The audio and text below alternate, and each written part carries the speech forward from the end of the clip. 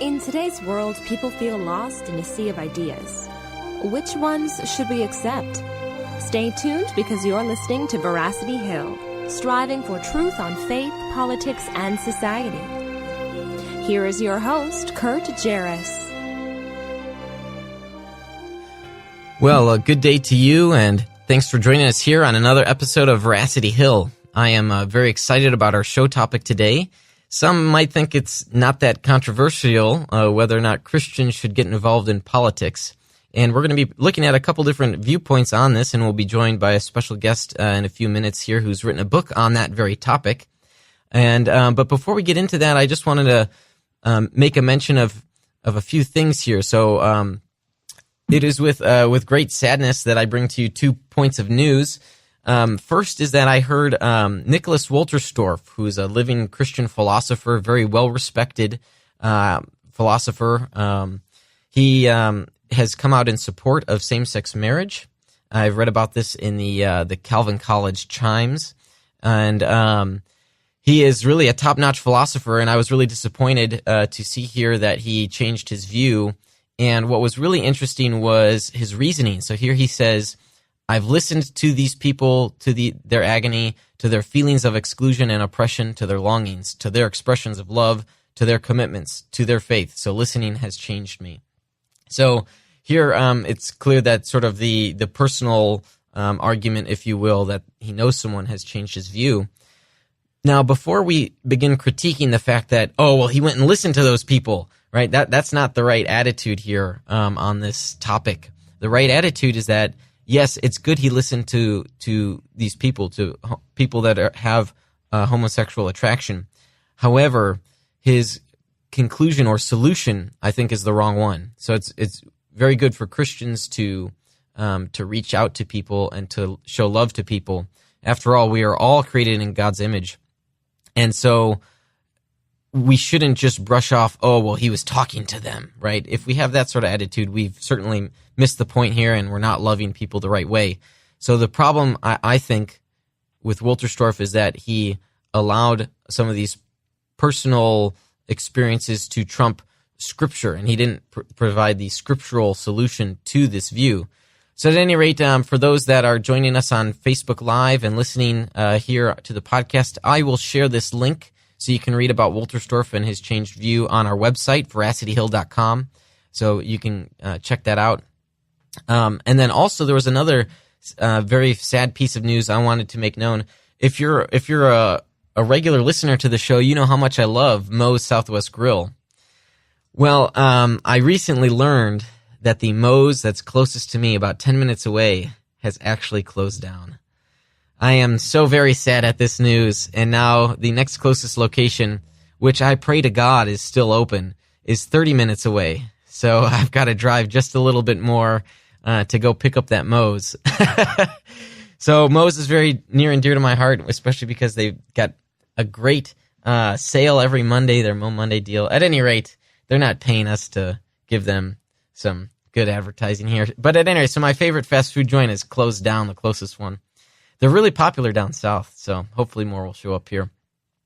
All right, so now today's episode is on whether Christians should get involved in politics. And I know some of our panelists here in studio, we've got Chris, Joel, and John, all three joining us.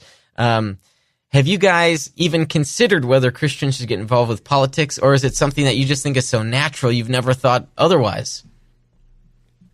Yeah, I've never thought I shouldn't be involved in politics as a Christian. So it just seems like it's part of the air we breathe in America. Well, and is that a good thing or a bad thing? That's a good question. It feels like a bad thing right now. Yeah, and is it just a cultural thing? Is it a cultural experience for Christians here to get involved in politics? John, what do you think? Well, I think it's always helped influence how I feel, what I think about politics, and I think for me it does go hand in hand with certain beliefs. Politics do influence how people live and some laws that are passed and whatnot, so I think for me it's always been part of it. All right, Chris? My answer is actually no. Ah. Yes. I have a much complicated... Are you playing devil's advocate? I'm not. I actually believe the answer is no. Okay. But I have a very complicated explanation as to why that is. So Sure. if we have time to talk about it in the course of the show and you feel it's natural, Yeah. that'd be great. But I legitimately believe, to answer your questions, Christians should not be involved in politics. Okay, interesting. So we will. That's good because we're going to be bringing on Neil Mammen here shortly. He's written Great. The book on it. It's called "Jesus is Involved in Politics. Why aren't you? Why isn't your church?" So hopefully we'll have a good spirited discussion on this today. And so now joining me here is Neil. Thanks for joining us on the show today. How's it going? Great. Good. So you've written the book on this, and it's a provocative title. Jesus is involved in politics. Why aren't you? Why isn't your church? Well, was Jesus involved in politics? It seems that many Christians share the view that he was apolitical. That is, he didn't really get involved with government policy of his day. So what say you? Well, I mean, the basic misconception here is that the basic excuse they make is, well, Jesus never got involved in Roman politics. He never tried to change the law of Rome or something like that. And because a lot of people seem to assume that because Rome was governing Judea, therefore all Judean politics was Roman politics. They seem to think of it like an extension of Rome. But this couldn't be further than the truth. I mean, the Romans were governing Judea, but they weren't running Judea on the day-to-day matters. Remember what happened in Iraq. I mean, we were governing Iraq. We were governing Germany after the Second World War, yet we did not govern them on their lower levels of government. In fact, Germany and Iraq had their own Senate, their own representatives, they had their own lawmakers, and they had their own political system. In fact, the Jews had a huge political system that was based as far back as Exodus 18, where God actually tells us through Jethro how we're supposed to elect our representatives. In fact, the entire U.S. representative/Republican system is based on Exodus 18:21 that says, "Appoint then good men amongst you, men who fear God, men who hate illegal profit, and appoint them to be 1/10, and then 1 those 10 and 1 those 10, and that whole Republican form of government is right there in Exodus." So people look at that and they go, wait, well, what did the Jews have to legislate? Well, the Jews had a legislative body, and they had a constitution, and the constitution was their Torah, right? And they could not or not supposed to legislate anything above their Torah. They're not supposed to violate anything the Torah said, but they made all these lesser laws. And in fact, they had their own police force. They had their own jails. Remember Paul Silas are reporting to a Jewish jail. They had their own judges. They had their own entire political system. Now, it's true that it wasn't a democratic system. You didn't elect people, but you were appointed into these political systems, and these people made laws. So did the Jews have a lawmaking body? Yes, they did. In fact, it was called the Sanhedrin. They had legislation. In fact, the words used for the Sanhedrin are the lawmakers. So the studies of the law, people who studied the law, students of the law. So these were the people that formed their lawmaking body. And let's look at the Sanhedrin. The Sanhedrin was a group that sat in a semicircle. This is where we get our semicircle in the Senate and the House, and these people would legislate, and there were 70 of them, and they were judged. They were actually combined. Their Supreme Court was combined with their legislative body, so they were both judge and legislator. So they did their own interpretation of the law. Right. So did Jesus ever talk to these guys? Well, you're hopefully 30 seconds ahead of me. Yes, he did. He talked to them all the time because they were the Pharisees and Sadducees.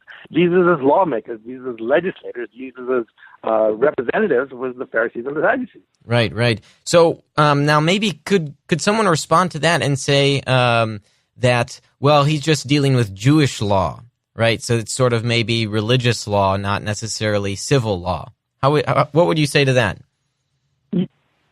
And that's a very valid question. And the answer to that is no, because remember what he says. He turns to the Pharisees and Sadducees and says, "You've abandoned the matters of the law, justice, faithfulness, and mercy." Well, justice we know is a law issue. It's not got to do with God's justice. It's got to be with local justice, right? Because obviously it had to do with God's justice, and they had no say in God's justice. They had to say in local justice, right? Mercy. Well, obviously, again, he's not talking about God's mercy because they have no say in God's mercy. They're talking about mercy on how they judge things.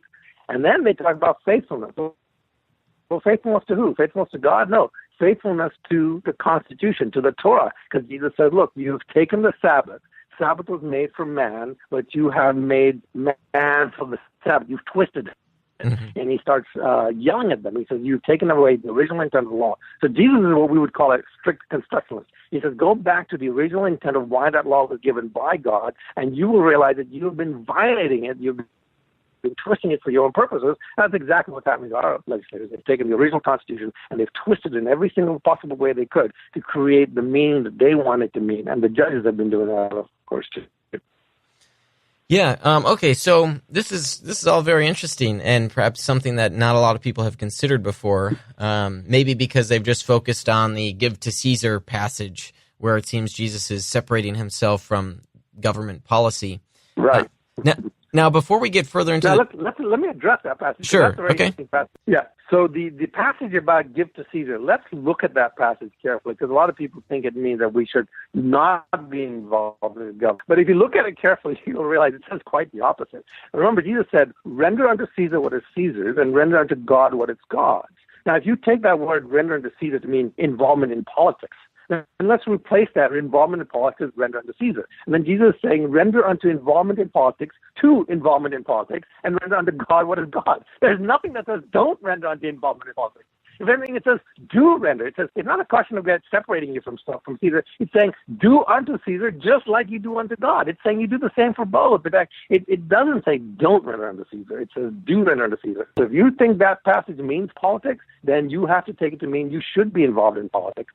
Good. Yeah. So, Neil, I'm wondering, and before we get further into the discussion, it's clear you're very passionate about the subject. So tell us a little bit about yourself and your background and sort of what led you to get involved in this sort of topic and area of study. Tell us about your background, where you're from, and you've got a wonderful story. So please tell us more about yourself. So I was born in Ghana, which is on the west coast of Africa, and I grew up in Ghana, Jamaica, Ethiopia, Sudan, and Yemen.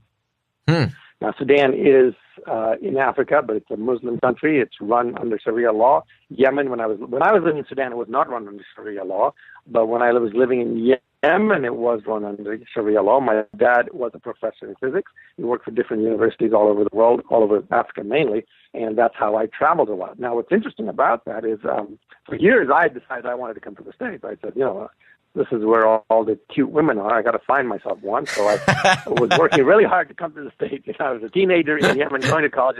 I got to come to the States. They got beautiful women there, and I was right. I found the most beautiful woman, convinced her to marry me. We have 3 kids now, so we're very happy. But my attempt to come to the States, the first time I tried to come to the States was quite traumatic, actually. It turns out that, obviously out-of-state tuition is very expensive. And my dad, at the time I was 18, and I'd been studying. I'd actually done 3 years of college in the Middle East in Yemen in physics with a minor in math, and I was ready to come to the States. And my father said, I finally convinced my dad, okay, we can do it. My dad said, we can do it as long as I continue to work here, because it's really expensive for you to go to school in the States. So we found a college, and I applied, and I got admission, and I got all the stuff laid out. And in those days, you had to do things months in advance. So it was like I'd gotten everything set up almost 4 months ahead of time. Well, about a couple of months before I was supposed to come here, my dad got fired. And I remember he came into our home, and he told us that he had gotten fired. Now, we didn't know why, but to me, it immediately meant that I would not be able to come to the States. And other circumstances allowed me to come later on. It was a few months later, like 3-4 months later, we figured out a way to do it again. But at that time, it seemed everything was crashed and dashed. And we found out later that the reason why my dad was fired is because a fellow professor of his that worked with him, another physics professor, had committed suicide. And when the police went into his apartment, into his home, they found a Bible with my father's name on it. And now we are Indian Christians, so we date our heritage. St. Thomas came to India 2,000 years ago, and we did our heritage back to that time. So there's about 11% Christians in India, and we're one of those. But so my dad had Bibles, and he believed in the Bible. He was a lay preacher. He is a lay preacher, and he had apparently either had a Bible on his desk, or this guy had just asked him for it. My dad doesn't even remember the event, but it's illegal to give somebody who's not a Christian a Bible in the Middle East. And so we actually were, in a sense, told to leave. if the reason we were told to leave and my dad wasn't thrown into jail was because my dad had students who had graduated under him and had become important in government. In fact, a couple of them were in high political office. And so they said, look, we can save your life, we can save you from imprisonment, but we just can't save your job. And so I understood what it's like when the political system is not run by people who are friendly to the gospel. Right. Freedom of religion. You've lived in all sorts of different societies. You've lived in fascist societies, imperialism, socialism. You've probably even been to communist societies. So you've seen firsthand how different those types of societies are with those different philosophies. Is that right? Yes, absolutely. And one of the worst things somebody can say is, well, maybe American Christians need to experience some of that. But guys, you don't know what you're talking about. And guess what? You won't experience it. Your kids will. And you really want your kids to go through that. I mean, it's horrible. I mean, in Egypt, there are cases where, not in Egypt, but everywhere, cases where a Christian or a person who doesn't believe like the rest of them is accused of blasphemy of the prophet. And without any judge or jury or anything, they are killed and their property is taken by somebody else. So if you want somebody's property and he happens to be a Christian, you just need to say, well, he blasphemed Muhammad in front of me. And guess what? His property is going to be up for sale and you'll probably be able to buy it, especially if you're going to pay off the guy who condemns him to death. Huh. Wow. So right? what was it for you? We should not toy around with this. And by the way, I've done a study since then, since I've heard it so many times. Go ahead. Oh, I was going to ask, so what was it for you? What sort of fundamental or foundational point of philosophy have you considered is the difference between a fascist and communist type of society versus the society that we have here? Is there some fundamental disagreement there between the differing views? And what do you think that is? Well, first of all, let me clarify. There is no difference between a fascist and socialist society in philosophy, because all fascists are socialists. If you look throughout history, you will never find a single fascist who wasn't socialist, right? People talk about left and right. There is no left and right because there is only down and up, down to fascism and socialism. Why? Because Hitler was a national socialist. Mussolini was a socialist. Saddam Hussein, that we consider fascist, he was a socialist, right? All fascist leaders are socialistic. Why? Because you can't get the masses of people to support you unless you promise them stuff. And that's what socialism does. It promises them stuff. So, yeah, there are socialists who aren't fascists, but there are no fascists who aren't socialists. So let's make sure that's clear. So what is the philosophy of fascism and socialism? The philosophy of fascism and socialism is, and I say this quite succinctly, is that they think there are these wonderful angels in government who will take care of you. These angel geniuses in government who know better than you and will take care of you. And that's all it is. The American system that used to be, and it's a pity because it's dying out now, the American system is there is no angel in government who knows better how to run my business than me. There is no angel in government who knows where my donation should go to better than me. There is no such thing as government charity, because government charity is the worst sort of charity possible, because guess what? The government takes 85 cents of every dollar that you give them, and only 15 cents gets to the poor person, right? So the basic premise of the American, and this is what American exceptionalism is. American exceptionalism doesn't mean that we are good and powerful and great. American exceptionalism is that we are free and all men have inalienable rights. That's American exceptionalism. And based on that is why America has been great till now. Not because they are great, are they exceptional? No, but because they have the freedoms that made them great. Okay, so these rights that you talk about, is it the government that sort of issues these rights and allows people to then act within their own framework, or what would you say is the basis for these rights? And this isn't this tragic? Yeah, it's a great question, and I know you know the answer, and you're just helping me here. But it's tragic because a lot of people think the government do give us our rights, right? And that has to be nothing further from the truth. If you read the Declaration of Independence, the Declaration of Independence says that we are given our inalienable rights by God, not by the government. And that's why they're inalienable, because God has given you, once He's given you these rights, He's not going to take them away. But the government, if the government gave you rights, then they could take them away. So the Declaration of Independence is quite clear that all rights come from the Creator, not from the government. And then you ask, well, what is the government there for? And the answer is quite simply, the Declaration of Independence continues. It says rights are there to secure, government is there to secure these rights. Right. So then would you say These here? rights that we already have. So the government is not there to take care of us. The government is not there to feed us. It's just there to take care of our rights. Right. Yeah. So would you say that that is the basis then for why Christians should get involved with politics? Is it because we have these rights and they come from God, and as such, we have a duty to create a society which secures, to use the language of the Declaration of Independence, to secure those rights? Yes, and secondly, because the second greatest commandment in the Bible is to love your neighbors as yourself.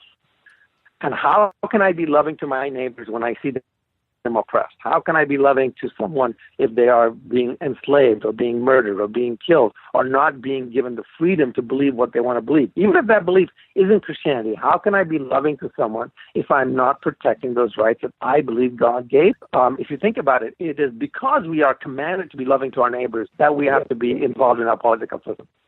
All right, so Neil, we've got to take a short break here, but after the break, I want to ask you about the Benedict option.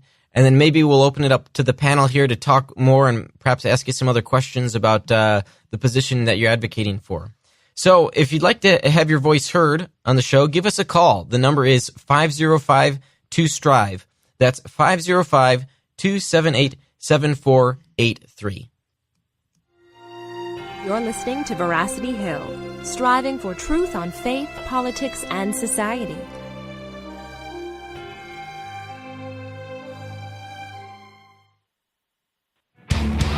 Evangelical Christians are talking about hell.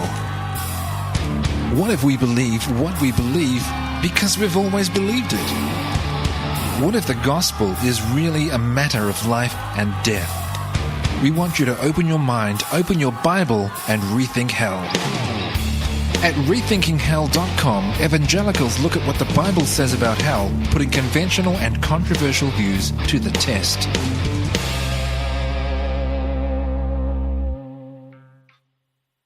There's an easy way to be an informed voter. Visit ilvoterguide.com. ilvoterguide.com is a comprehensive online voter guide that rates the candidates on a 7-point scale from very conservative to very liberal. ilvoterguide.com lets you know where the candidates stand on life, taxes, and other key issues, who's funding the candidates' campaigns, and who's endorsing them. Before you vote, visit ilvoterguide.com. That's ilvoterguide.com.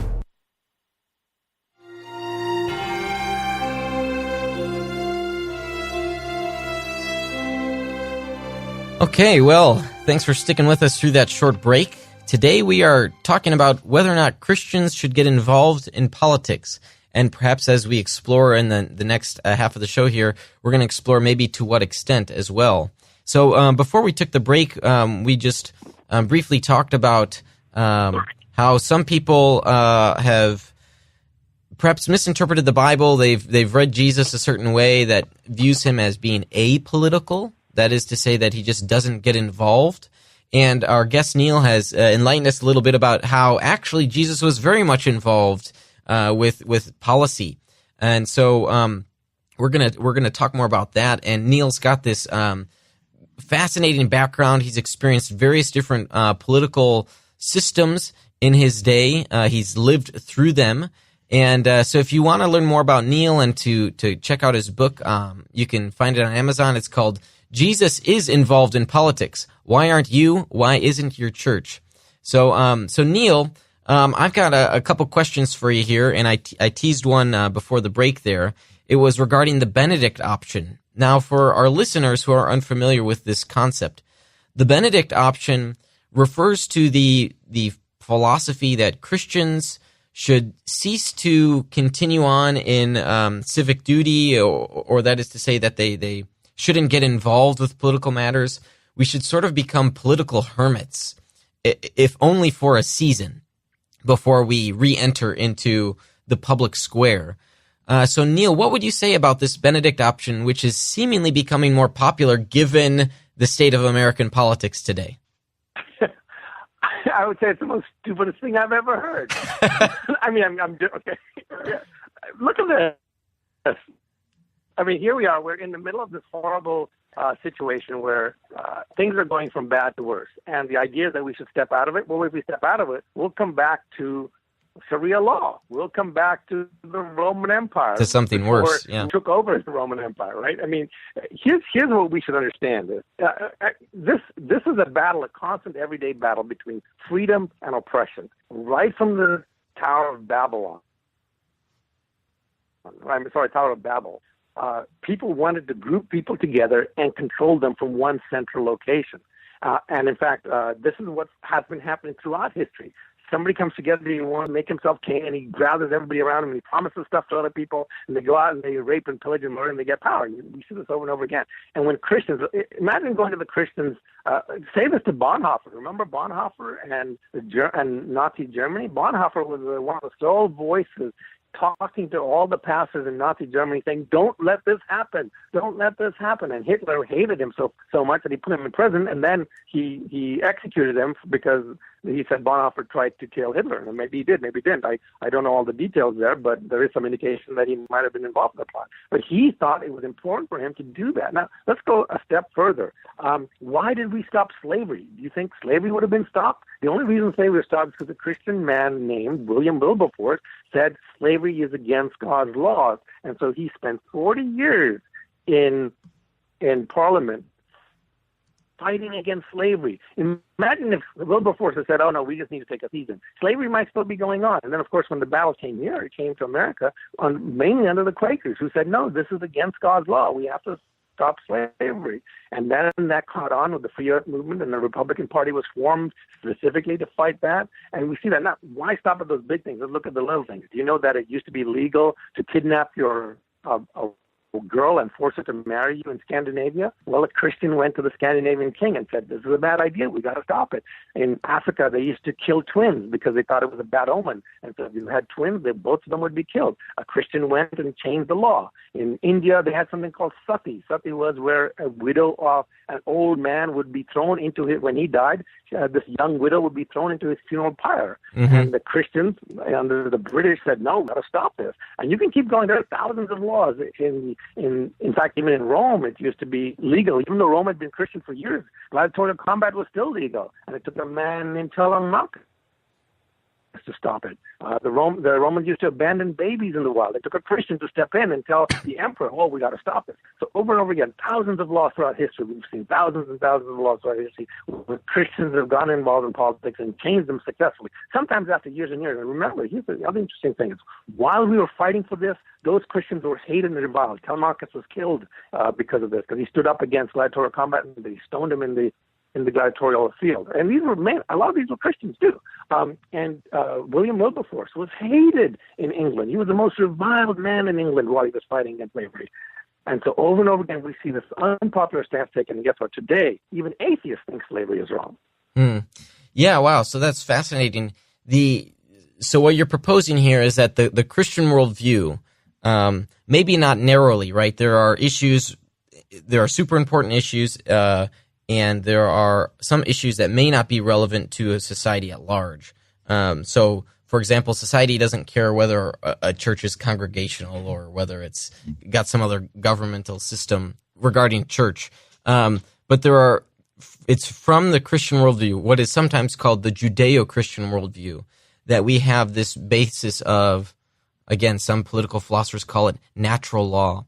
And from this natural law, which is grounded by the Judeo-Christian faith or worldview, that this natural law only makes sense because of this worldview, that we can improve our society and we can find and foster a just society.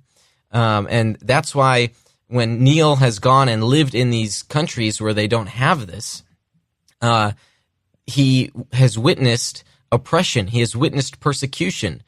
People have lost their jobs for reading the Bible. I mean, what sort of society, how can a society be free that doesn't even allow that? So it's really on this basis alone, and as I've talked about on the show before, on an atheistic worldview, you can't make sense of rights, because if the rights just come from government, well, that can change tomorrow. And so arguing for what is right or wrong and what the government should do does not make sense on the atheistic worldview, because you're just begging the question. as to what government should offer as a right. It's only when the government recognizes, or as Neil had mentioned, the Declaration of Independence utilizes this vocabulary of secures those rights, that we can really get to a just society. And in doing so, then, we fulfill the two greatest commandments.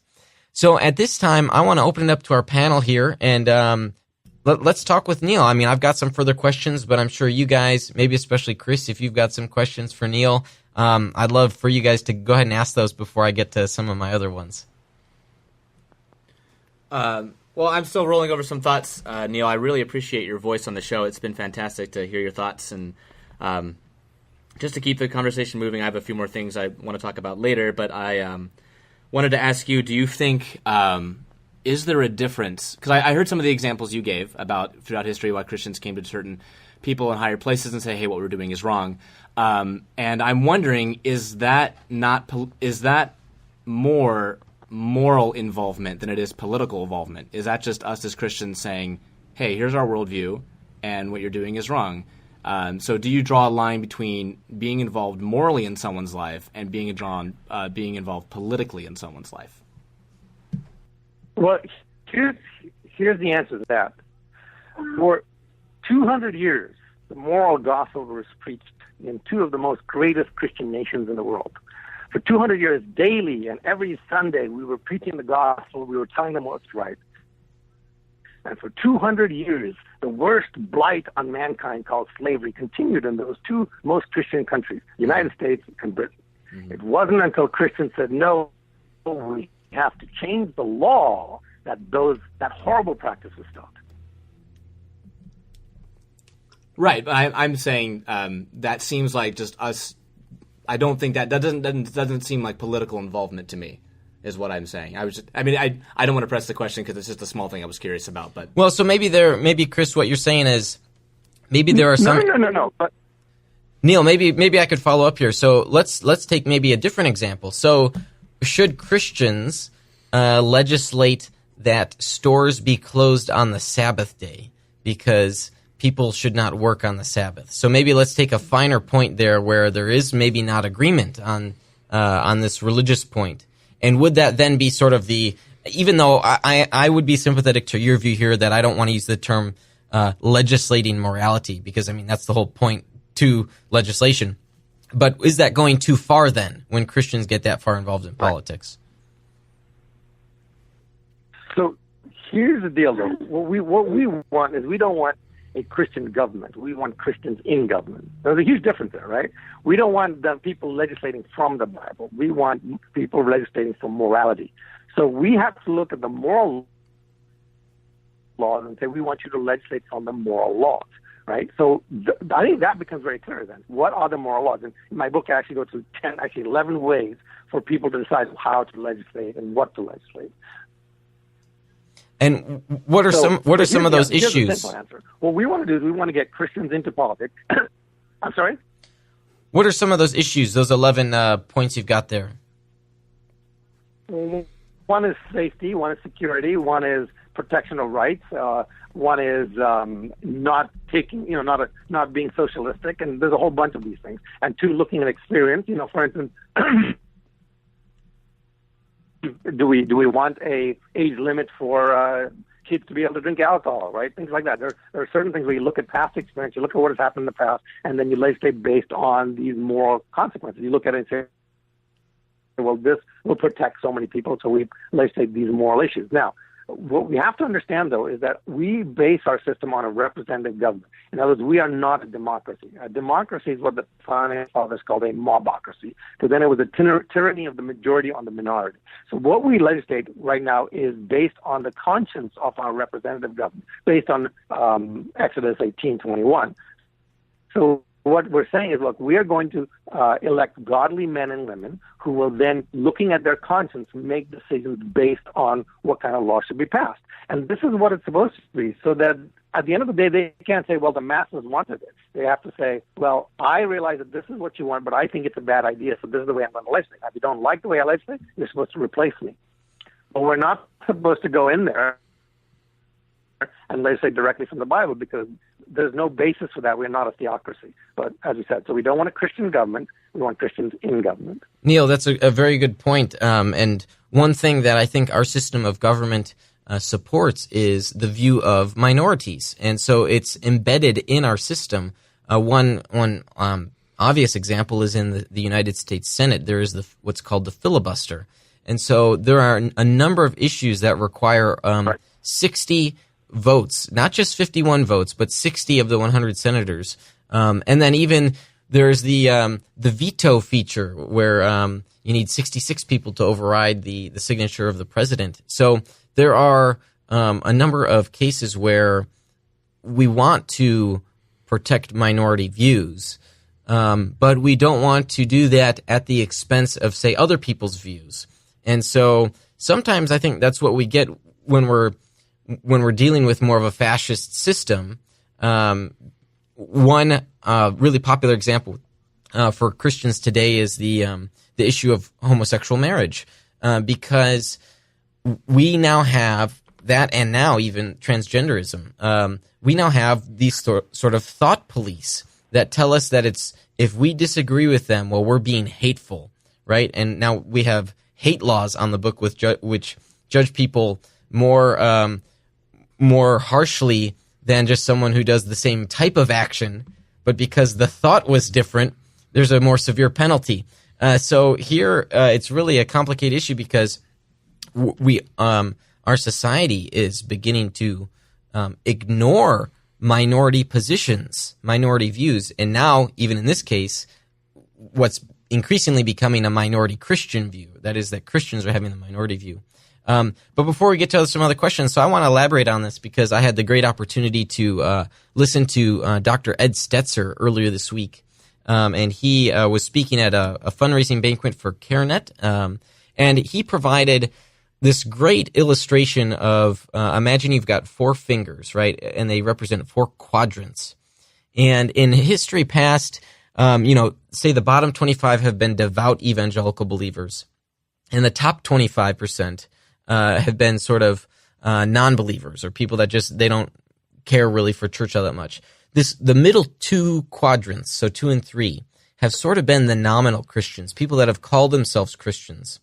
Now, in the past, 200 years of our society, those middle 2 quadrants, so roughly 75% of the population, and these are just ballparks, not specifics, but those middle 2 quadrants have been supportive of what the Christians have been saying. And now in our society, we're seeing a shift from those 2 quadrants supporting the Christian 25% to supporting the secular 25%. And so that's why now it's becoming clear that Christians are a minority. And when I say that, I mean devout Christians, people that identify as evangelicals, but not just identify it, but walk the walk, right? They follow the teachings of Jesus. There are a lot of people that say that they are Christians, but they really don't abide by the teachings of Jesus. And so part of the purpose of our show is to help us understand where these issues are at and to encourage people to begin living out the teachings of Jesus. And maybe if you're a non-believer and you're listening to this show, I just want to encourage you, to consider what we're saying here on the show. Is Christianity rational?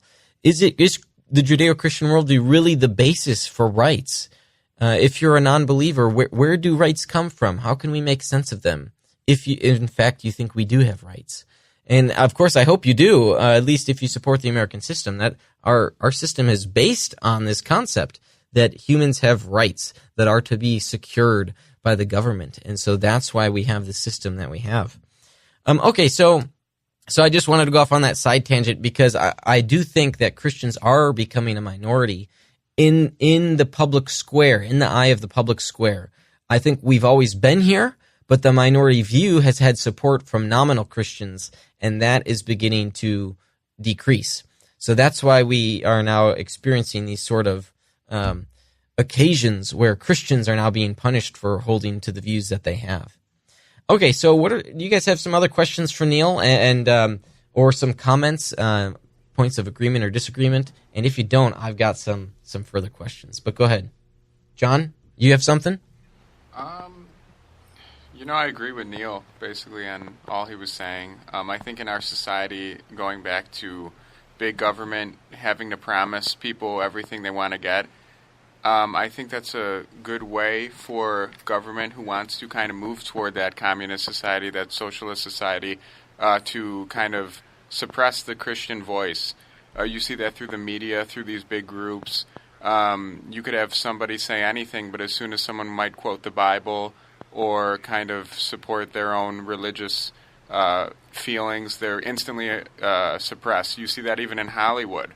A lot of actors you would see in the past, they don't even get roles. You've seen that because they've spoken out against kind of the masses in Hollywood. And it's kind of scary to see. It's kind of scary to see that sort of basis of our government that was founded off of be suppressed. And you see it with support of certain candidates, who promise the world. Clearly that's moving away from what gave us freedom, and it is a scary thing. That's why I agree with what Neil was saying. Yeah. And, I think people need to start kind of opening up again and see what got us here, what gives us freedom, and what, to see it's very scary to have that taken away. And what differentiates us from these other philosophies. Correct. Yeah. No, that's a good point. All right, well, Neil, I've got a question here. So this is something I've thought about as someone who... So right now I'm working on my PhD myself, but I'm fully aware it's a competitive field out there, and so I've thought, well, if all else fails, then I would go full-fledged into ministry. And so one thing that some people talk about is how and to what extent politics should be seen at the church. And so now there are even disagreements as to whether an American flag should be there. Should we sing patriotic hymns on a American holiday that coincides with being your day of worship? So what are your thoughts on that? How, or should I say, should politics get involved in church life? And if so, to what extent?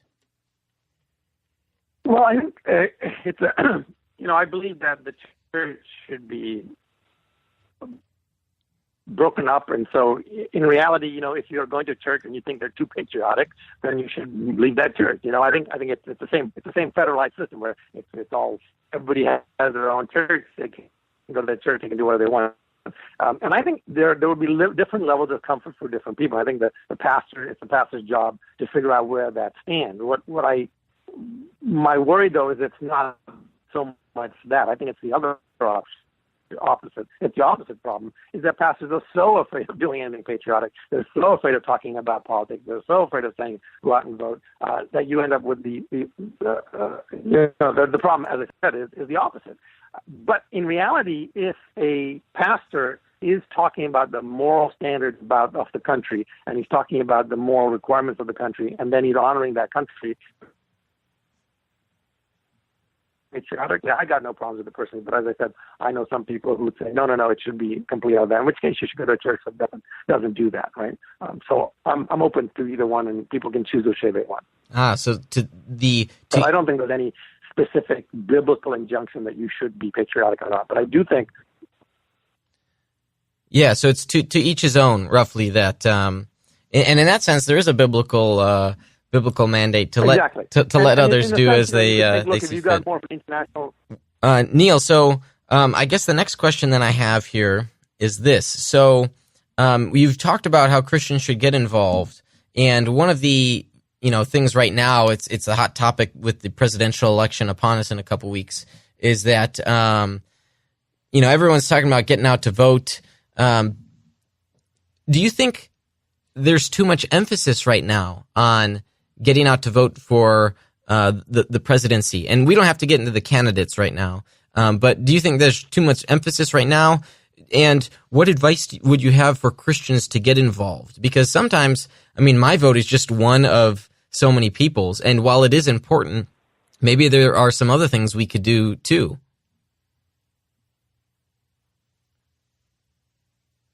Well, the reality is that Christians don't vote in enough numbers. So I'm actually happy that there's a lot of emphasis in voting. So let me give you the sad truth. It turns out that we lose most elections, national elections, by about 10 million to 2 million votes. Right? And now most of these are in This is the overall. But if you look at the key states, the swing states, so to speak, we're losing these things by 500,000 votes, right? What's tragic about this is it turns out that there are 60 million evangelicals. And I'm just talking about evangelicals now. I'm not talking about the Catholic brothers and sisters. I'm not talking about, the Orthodox brothers and sisters. I'm just talking about the evangelicals. Just amongst those evangelicals, there are 60 million of us.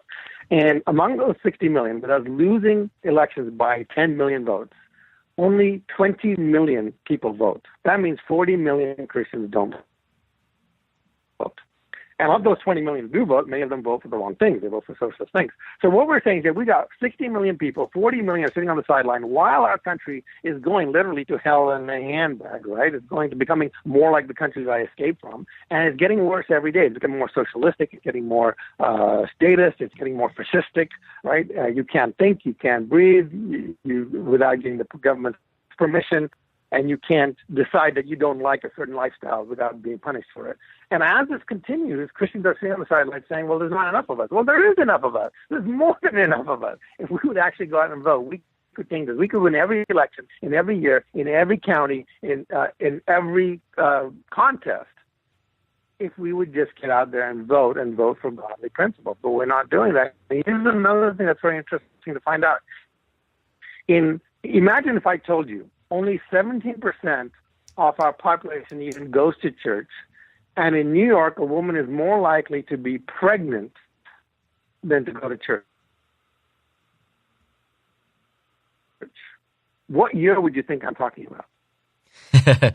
Well, having just listened to Ed Stetzer talk about this, he had mentioned how, believe it or not, the amount of people that go to church has been steady over the past 70 or 80 years. Some people have this fictionalized idea that the 1940s and 50s, 80% of Americans were going to church, and it's just not the case. So, so I might not be surprised, but let me see if the panel here might have a clue as to what year you might be talking about on their view, if any guesses. I don't know. Yeah, I'm not sure. All right, so no guesses here. Neil, so go ahead and tell us then. Okay, so it's a trick question, but the year is 1776. Huh. 1776, and we were able to create the most amazing evangelical nation in the world, right? This is the nation that has sent more missionaries, has funded more hospitals, has taken care of more people in the history of the entire world. This is the nation that did that, and when we founded it, there were only 17% of us who actually went to church.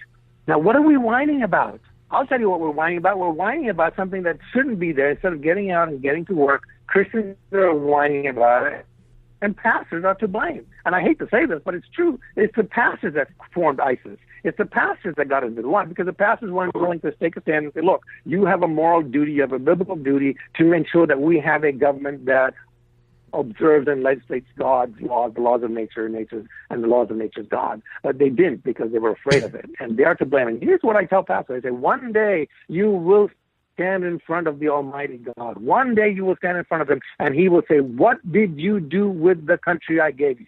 I gave you a country that was evangelical. It sent out the most missionaries. I gave you the country that fed the poor. I gave you a country that sent out missionaries. I gave you the country that sent out doctors and took care of people. And what did you give me back? You gave me a country that, rather than sending out missionaries, needed missionaries. Rather than helping free those Christians in other nations and giving them freedom of religion, you gave me a country that oppressed Christians. Rather than having a country that fed people, you created a country that needs to be fed. Get away from me, you worthless servant. Wow, fascinating. Hey, so we've got a comment here from Chris here in the studio. What is God going to say to us? We've got a little bit of... What did you do with the nation I gave you? We've got a little bit of concern here. So, Chris, what's your concern? Well, I had a question and a comment as well, sir. I had a question for you. We were talking just a moment ago about the... what are we thinking right now about the election season and politics, and how often should Christians get out to vote? Is too much emphasis? And you used the phrase. Well, before I get to that, I would just so that maybe you can answer this all in one breath, so we don't waste any time here. But I'm having trouble. Maybe you can help me pinpoint biblically exactly where it says that God will ask us what we did with the nations that we were entrusted to, and where it is our Christian duty to make governments that legislate Christian anything. Because I am having trouble finding those verses in my Bible right now. But the question I had earlier was, politically, you said we lose elections by so-and-so on amount. And my question for you is, who is we? So we would be the... Is that the end of your question? I want to wait. Yes, sir. Yeah, that's it. Okay, so so we are the people who believe in the Bible, the evangelicals, obviously, the 60 million evangelicals, who believe in the Bible and who believe that God's moral laws should stand. And on the basis of our legal law should be based on God's natural law. Mm-hmm. So, okay, so that's a very short... a short answer, Neil, and I thank you for that. If I could maybe expound upon that, so I would say that Sure. That there are some issues that Christians should be fighting for in our society today. And let me say up front, regardless of the party affiliation, there may be issues that we have to get behind. Now, maybe then that means we coalesce behind a certain candidate or party. To be honest, it shifts. Jimmy Carter was the evangelical candidate, and he got the Christians to vote for him in the masses. This is where you begin to see the moral majority, as it's called. And then that shifted over to Reagan. And so you've seen various shifts happening. And so sometimes, there could be marketing techniques for political candidates to get the attention of Christians because there may not be a candidate that really represents the Christian worldview. Maybe, wink, wink, maybe this election is one of those examples.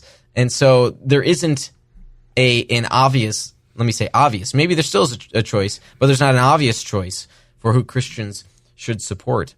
Now, so Chris, I'd say, so regarding that sort of the biblical basis, remember we talked here about rights and where do these rights come from.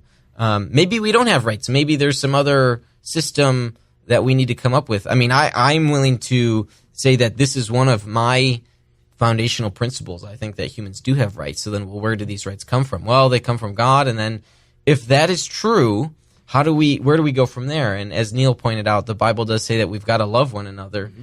And then, and that in doing so, we want to seek a just society. And so, when we do that, when we seek a just society politically, then we are loving our neighbors as ourselves. So in that sense, maybe that's a Bible verse that... But you're right. To a certain extent, there is no explicit claim. But then again, the Bible, doesn't always explicitly talk about... That's the challenge that we live in today, being in our society. It's much different than their society, and so we've got to try our best to apply those principles. Neil, I'm sure you agree there. Before we've got a few minutes here before we end, but John, I think you've got a comment or a question for Neil. Yeah, Neil, I just had a quick question. We'll make it try to do it short because I know Kurt's we're little, wrapping up on time. But when you said before how Christians are sitting on the sidelines and you blame the pastors, even to the point of creating ISIS, I would tend to agree with you on that. My bigger question, though, is do you think that they just don't speak out, and as we go further and further into this society, they're worried for their own selfish interests? A pastor, maybe he won't get as much listeners. A politician says one thing, maybe they won't get enough votes. Do you just think people are too worried about not being popular and kind of being quieted, and then you just have people not speaking out? You don't have them supporting the word of the Bible anymore, and it's just going to kind of move toward that way, that they won't have backing. I think you see with certain candidates, not to name them, but you will get support, it seems like, from majority of people who haven't been thinking they've been listened to. And whether that's right or wrong, I think, or do you think that more people should kind of take the stand and go forward with what they believe in? And maybe they will get support from different people, but kind of speak to people who feel that their voice hasn't been heard for such a long time in our society. Well, I mean, you were cutting in and out a bit there, so let me address a couple of things here. one, I think the issue of which candidate to support. I think you always have to go and look at what are their principles and what is their character. In this race, we have two candidates whose character I can't endorse either of them, but I'm therefore forced to pick the lesser of two evils, which is always the case. I mean, the reality is that if Billy Graham was running against Obama and running against Hitler, and I voted for Billy Graham, right? I'm still voting for the lesser of two evils because Billy Graham is not Jesus, right? And maybe Billy Graham may not be a good leader. There are a lot of facets to choosing that thing. But here's what I argue. I argue we had enough Christians involved in politics, and we would not be picking the lesser of two horrible evils. Right. We'll be just picking the lesser of two nicer evils, right? And it would be a question of which policy do we agree with. And the other thing is I think pastors should be teaching is what the biblical principle on socialism is and who should be providing charity. So coming back to your other question is, do we, gosh, I'm trying to remember the question clearly because it was cutting in and out, but do we engage with policies that we don't agree with? Do we change these policies that we do agree with? And what about the people who are been disenfranchised? Correct. And I think the reality there is that people aren't disenfranchised because we have a system that allows the minority to have their representative. And I think right now we have the opposite. We have a lot of minorities who are now become the minority and are creating a tyranny in a sense, right? The system was designed so that the majority won't become a tyranny, but right now we've twisted it such that when the minorities gang together, they become a majority and are creating a tyranny on the other people. Right. All right, Neil. But I want you to re-ask your question because it was cutting in and out, and I don't think I don't. Can you hear me okay? Yeah, go ahead, John, if you want to. I think I asked so much of you that I even forgot my own question. But, well, I mean, you answered pretty much what I was thinking, answered about the candidates, and I appreciate that. Neil, I've got one final question for you. It's something that I've thought about and has been on my mind, and I know many people, this is one of their deal breakers. It's regarding the single-issue voter. Now, whether that issue is, say, pro-life/abortion or peace instead of war in foreign policy, or an issue near and dear to my heart is fiscal sanity and not being teens of trillions of dollars in debt, which seemingly these days neither party acts like they are fiscally responsible. So what would you say, should Christians be single-issue voters? And if so, I mean, they might end up pledging their support to one person on one single issue and all the rest is for naught. So what would you say about single-issue voting? I think you could definitely be a single-issue voter, but it depends on what that issue is. If you find the perfect candidate, he's going to do great for America and do all that, but he wants to kill the Jews, then obviously that's a good single issue, right? That's definitely. So it depends on the gravity of that single issue.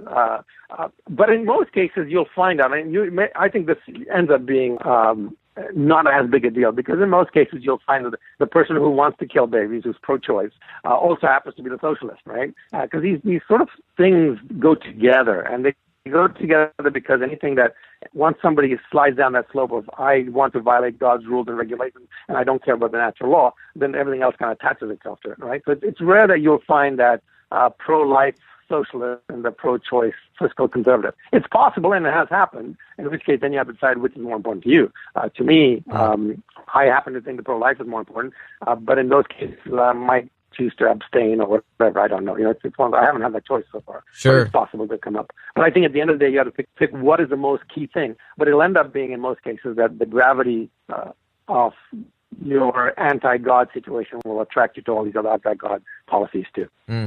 Hey, Neil, this has been a really thoughtful discussion. I want to thank you for coming on the show today. And if you are interested in getting Neil's book on this topic, it's called Jesus is Involved in Politics.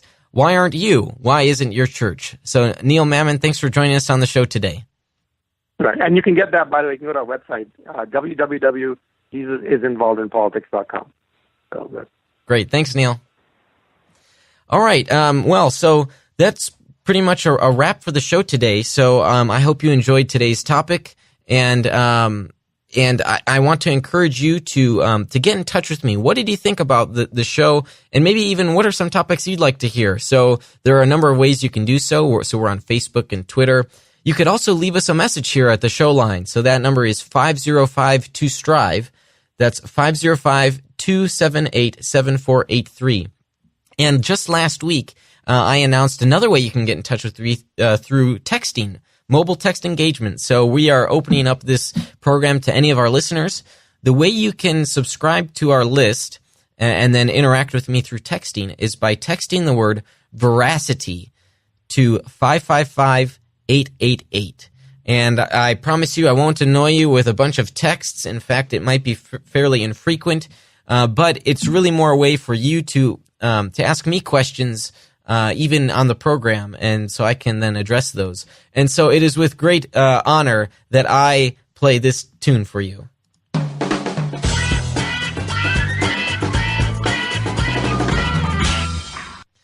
All right, so we had some questions come in during the week regarding last week's episode. So John has a comment here, an observation. I played a clip from Bono talking about capitalism, and John wrote, Bono didn't start off thinking that way. That is, he didn't start thinking about capitalism as being the vehicle through which people can be lifted out of poverty. John continues, however, he learned through hands-on experience, and that's also important to know. John, I think you're right. Yeah, so here Bono had a reputation for seeking government aid to parts in Africa to free them from poverty. And then I think you're absolutely right. Through experience, he realized this is not a long-term solution. I think he even called it a Band-Aid. And so really capitalism, free enterprise, right? Remember he said, who's this, a rock star preaching capitalism? And so thanks for writing into us, John. And we also had another, I guess, a comment or question from David. So David wrote in talking about the robber barons. So he says here, and I'm going to try and interpret as best I can, roughly that we can't have capitalism without moral practice. So he's thinking here of the amoral, or rather non-moral capitalism that gave rise to the robber barons of the early 20th century. The implication being that while government redistribution of wealth may not be ideal, there certainly is some benefit to some forms of government coercion. He continues, there's something to be said about moderate forms of government regulation being a useful tool to curb the more outrageous incidents that crop up in a completely free market. And to that, David, I would say one fine nuance, but I roughly agree. There are rules to the game. There are rules to the free market game, and some of these rules are dictated by the rights that we have, such as right to private property, that someone can't just kick us out of our homes and sell our homes, or that we have a right to be treated a certain way. So I think there are rules to the game. One of the things that I want to push back on, interestingly enough, is maybe your view of the so-called robber barons here of the 20th, the late 19th and early 20th centuries. For those of you unfamiliar with it, these quote-unquote robber barons are venture capitalists that made a fortune off of innovating and expanding the country. So one of those was Cornelius Vanderbilt. He built the railroad system, pretty much. Of course, there was competition, and he bought out competition, but he was the best at doing it. And he then had what some view as a market monopoly. And so Cornelius Vanderbilt, in addition to other men that just made a ton of money expanding the country, a lot of people call these entrepreneurs robber barons. And while they did hold a large market share, if not a monopoly, I do want to say, well, look, they offered a service or a product at one of the cheapest prices, more than any other person could do. And so what I think is really interesting about this is, while we do have anti-monopoly policies in our government today, look what's happened. The government now runs our railroad systems for the most part. At least, let me say the passenger railroad system is run by the government. Amtrak is a government-owned entity. And so that, I think, is something Vanderbilt would have fought against. Now, there is some movement actually in Florida about a high-speed rail that's completely privately owned. It'll go from, I think, Jacksonville or Orlando down to Miami. So hopefully that'll turn out good. But But when the government gets involved, let me say it poisons the well. It poisons the well of wealth. So when it gets involved with gasoline, which was another issue that the robber barons brought to the American economy, they tax it, right? It means we're now paying more because they think that they have rights to how the market should function. And so in that sense, the government poisons the well. The government never creates wealth. It only takes wealth. And when it regulates, it prohibits wealth from growing faster than it would have otherwise. But again, I would agree with you, generally speaking, we do have rules to the game. And so a moderate form of government regulation can be useful. The question then just boils down to the issues. We've just got to take it on a case-by-case basis, figuring out, well, which issues should the government get involved with or not. Let me say this. Right now, America has the largest corporate tax in the developed world. I think it's 35%. And so it's taxing businesses at a very large rate. And so that is hurting the American economy because businesses realize, hey, we can pay people in another country to do this same job. And so then people are unemployed, and that's not a very good scenario. So here, I think we've got some over-regulation right now in our system. But David, thank you so much for your comment. It's a very thoughtful one, and you're right. There is that concern that we can't just have this unfettered capitalism. I mean, if we did have that, that would be anarchy. And I don't think any of us are calling for a system of anarchy. So thank you for your comments. I love to hear from you guys, from the listeners. If you've got a comment or question, there are numerous ways to get in touch with me. So thanks for doing so. And now that does it for our show today. I am grateful for the continued support of our patrons. Those are folks that just chip in a few bucks a month to help the engine, help the oil of the engine here. That is this production. And I'm also thankful for the partnerships that we have with our sponsors, Defenders Media, Consult Kevin, The Sky Floor, Rethinking Hell, the Illinois Family Institute, and Evolution 2.0. Thank you to our tech team today, which now numbers in 3, not 2, so Chris, Joel, and John. And thank you to our guest today, Neil Mammen, for coming on and sharing his thoughts about American society and why Christians should get involved with politics. And thank you for listening in and for striving for truth on faith, politics, and society. You've been listening to Veracity Hill, striving for truth on faith, politics, and society. This is a listener-supported program. For more resources, including past shows, visit veracityhill.com.